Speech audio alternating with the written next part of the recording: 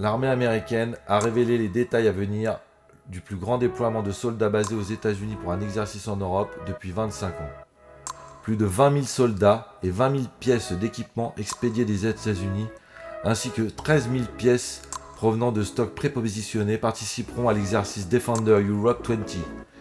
Defender Europe 20 devrait être le plus grand déploiement de soldats basés aux États-Unis par un exercice en Europe depuis 25 ans, selon Army News Service. L'exercice donne le coup d'envoi d'une nouvelle série d'exercices qui sera menée dans le Pacifique tous les 2 ans pour répéter de grands mouvements dans les 2 régions. Les exercices visent à opérationnaliser la stratégie de défense nationale qui affirme la Russie et la Chine comme des adversaires proches. Defender Europe 20 is the largest deployment of military personnel and equipment from the U.S. to Europe for an exercise in more than 25 years. This multinational exercise will build strategic readiness and demonstrate our ability to rapidly deploy a large combat-credible force to respond to any crisis. Once on the continent, U.S. forces will spread out across Europe to participate in various linked exercises. Defender Europe 20 is a whole-of-Europe exercise that will require the support of our allies and partners across the theater and help build our collective readiness and increase interoperability. Defender Europe 20 shows that NATO allies and partners stand stronger together and that the U.S. commitment to NATO is ironclad. Defender Europe 20 will conclude when all U.S.-based forces and equipment have successfully redeployed back to the United States. Nous commençons avec un coup d'éclat, a déclaré le lieutenant-général Christopher Cavoli, commandant de l'armée américaine en Europe, lors d'une table ronde à l'Association of the US Army Annual Meeting and Exposition. Après que les derniers chars américains ont quitté l'Allemagne en 2013 dans le cadre d'un retrait, l'armée a commencé des rotations de 9 mois avec des équipes de combat et des brigades pour renforcer sa présence et s'entraîner à déployer rapidement des unités en Europe. Il a également constitué des stocks prépositionnés sur le continent pour équiper les unités entrantes. En mars, un exercice de préparation au déploiement d'urgence a employé une unité blindée de plus de 1500 soldats de Fort Hood au Texas, en Europe. En moins de 2 jours, l'unité a pu tomber sur des stocks prépositionnés et se rendre en Pologne pour un exercice de tir réel, a déclaré Cavoli. Nous pratiquons cette stratégie de projection de puissance depuis environ 3 à 4 ans maintenant en Europe, a-t-il déclaré. Il est maintenant temps de le pratiquer à grande échelle.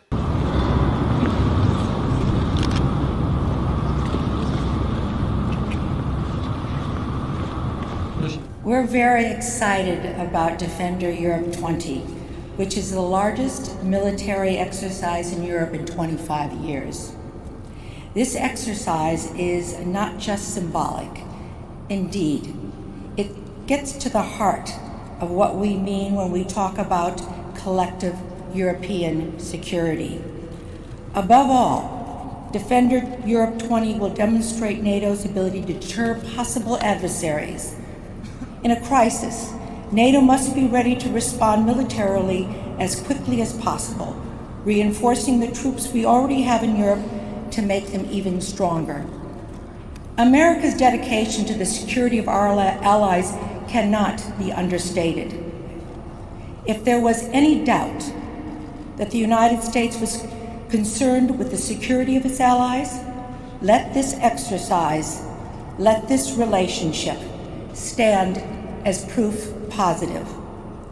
Defender Europe 20 will put these operations to the test. In the process, we will be building the interoperability of NATO's forces from the highest level to the most operational. That Defender Europe 20 simply could not happen without Poland.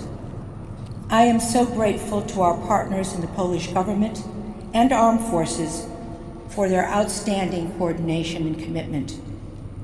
It is important to note, though, that the success of this exercise in Poland depends not only on them. Our forces will be moving through towns and villages throughout Poland, and we want to make sure that the exercise is a success in all of them.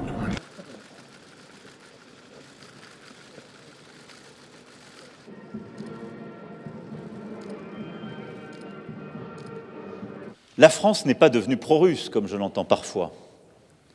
La France n'est ni pro-russe, ni anti-russe. Elle est pro-européenne. Et il se trouve que quand je regarde une carte, et je crois que vous avez le même sentiment quand vous la regardez, Monsieur le Président, on voit très clairement que la Russie est en Europe, même si elle n'est pas dans l'Union européenne, et qu'elle est dans notre voisinage.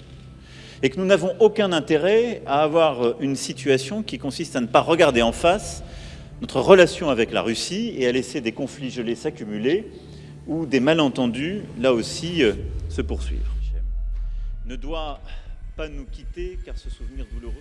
Je n'ai absolument aucune naïveté, mais je sais que dans l'intérêt de la sécurité de l'Europe, de la France comme de la Pologne, nous devons avoir un dialogue politique exigeant avec la Russie. Ce dialogue, même s'il est difficile, est la condition indispensable pour réaliser des progrès en Ukraine ou à l'instrumentalisme. Je serai heureux le jour où les Polonaises et les Polonais se diront « Le jour où je suis attaqué, je sais que l'Europe me protège ». Parce que là, le sentiment européen sera indestructible. Indestructible. Et c'est notre responsabilité, à nous, Européens, de le faire. L'Europe de la défense, ce n'est pas une alternative à l'OTAN. C'est son complément indispensable, son renforcement nécessaire. La défense européenne et l'OTAN sont, à mes yeux, deux piliers d'un même édifice, la sécurité collective de l'Europe. Całe to wydarzenie. Nie mamy wątpliwości, że Unia będzie musiała w jakimś sensie nabrać nowego kształtu, że opuszczenie Unii Europejskiej przez Wielką Brytanię oznacza pewne nowe rozdanie i nowe otwarcie, że role w Unii Europejskiej będą w jakimś sensie musiały zostać poukładane na nowo i ta architektura europejska siłą rzeczy musi ulec w jakimś sensie przebudowie.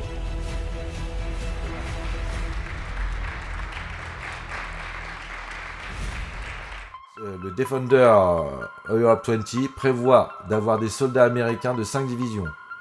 Première cavalerie, 82e aéroportée, première blindée, première infanterie et 3e infanterie, ainsi que 11 États de la garde nationale et 7 unités de réserve de l'armée. Il se composera de 5 phases avec plusieurs objectifs clés à travers l'Europe. La première phase comprend la réception, la mise en scène, la poursuite du mouvement et l'intégration au RSOI d'un élément de la taille d'une division, tandis que de nombreuses autres unités, y compris une brigade de la garde nationale, tireront des stocks prépositionnés en Belgique et en Allemagne. Dans la deuxième phase, une force d'intervention immédiate de la 82e Airborne procédera à des opérations conjointes en Géorgie. La troisième phase comprend un exercice de poste de commandement de division qui aura des unités réparties sur tout le continent. Il comprendra également une évaluation conjointe de la guerre pour tester les opérations multidomaines ainsi que les capacités poursuivies par l'armée Future Commands. Les soldats effectueront ensuite une traversée de la rivière au cours de la quatrième phase, ainsi que le passage vers l'avant des lignes et une mission de débarquement de la force maritime prépositionnée. La cinquième phase consolidera les forces armées et les redéploiera. L'exercice couvrira 4000 km de route de convoi et s'appuiera sur 10 pays européens pour accueillir des activités d'exercice.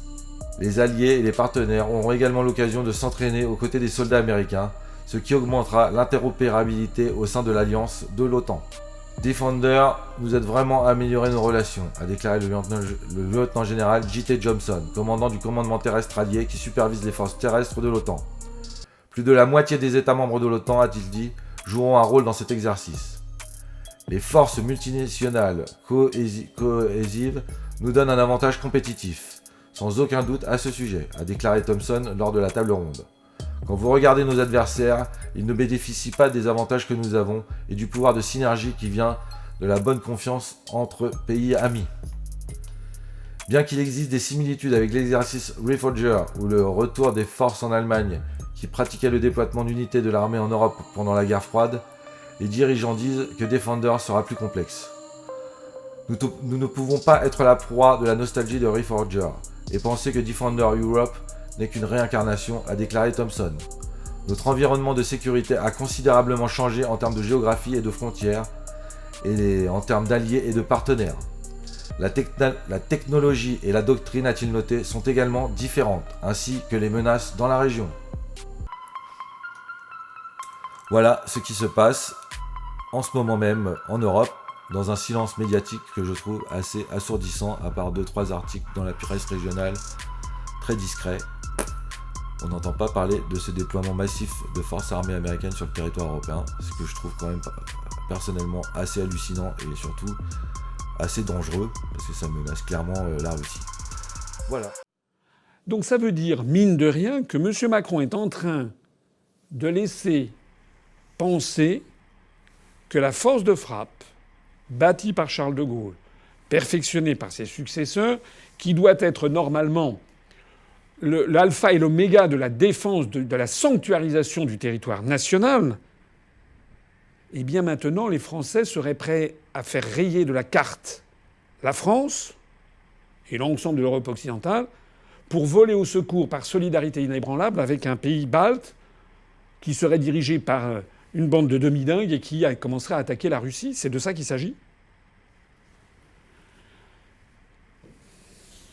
On poursuit avec le 11e ou 12e extrait, je ne me rappelle plus, du discours de Macron, qui poursuit, donc ce passage a été celui qui a été le plus remarqué par les commentateurs.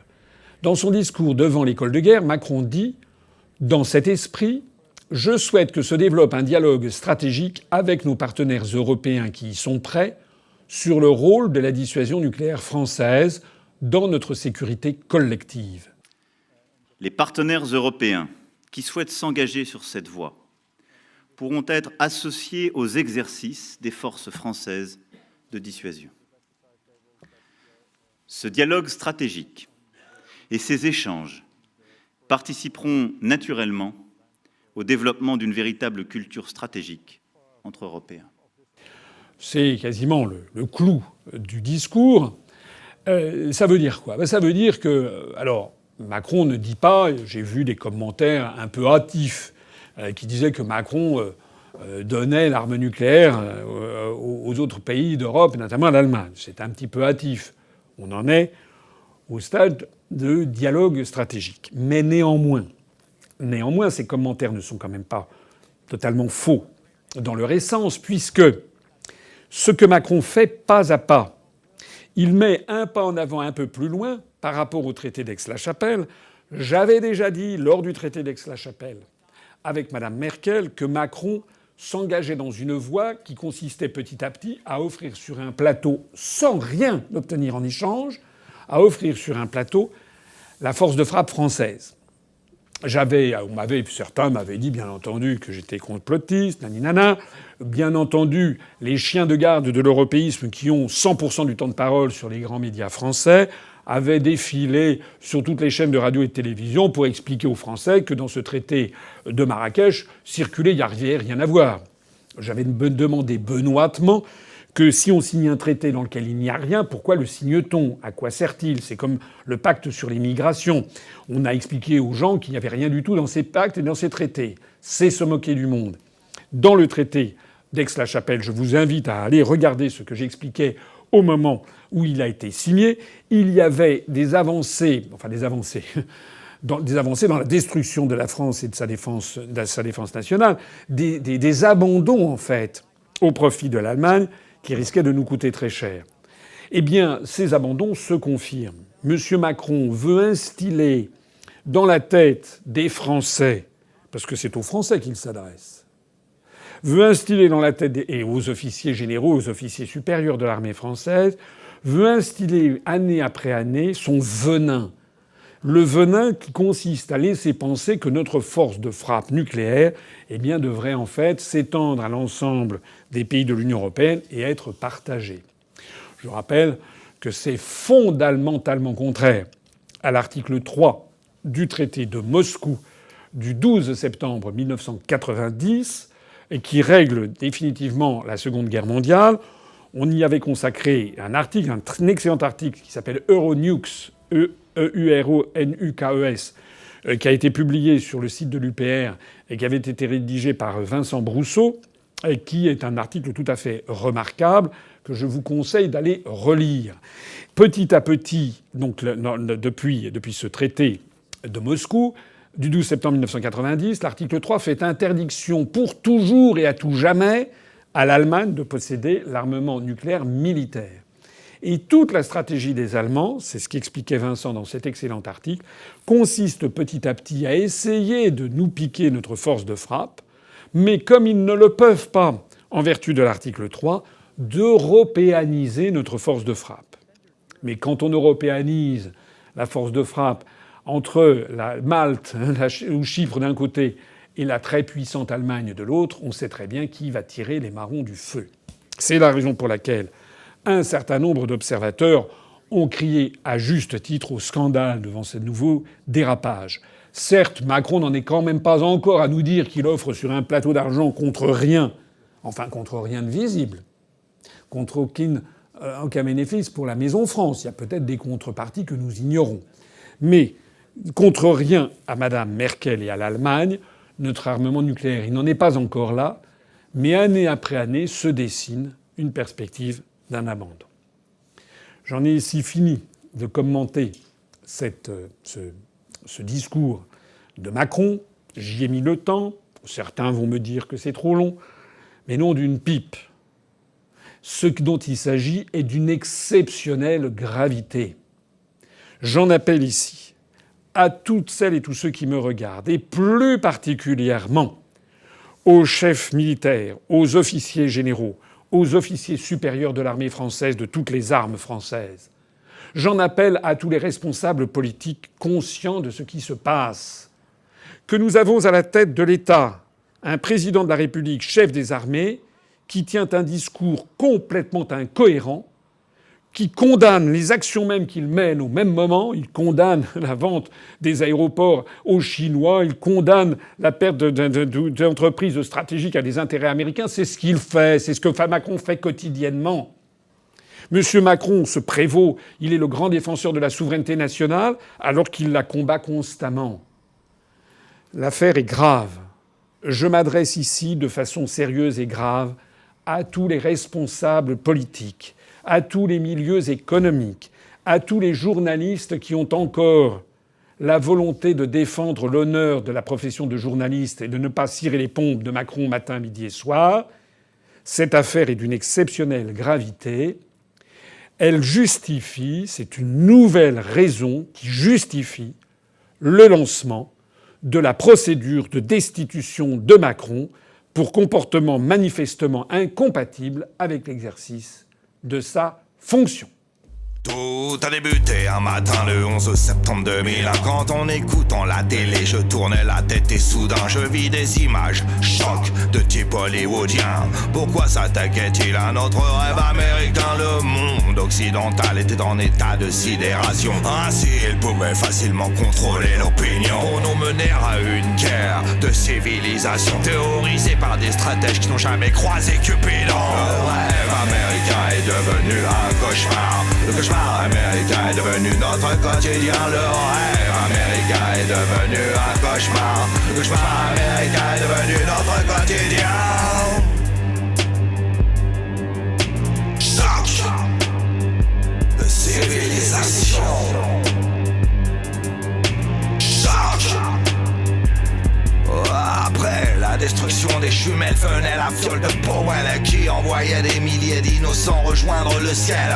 Des crimes qui resteront gravés devant l'éternel et serviront de terreau à toutes les pires montées de haine. Le rêve américain est devenu un cauchemar. Le cauchemar américain est devenu notre quotidien. Le rêve américain est devenu un cauchemar. Le cauchemar américain est devenu notre quotidien.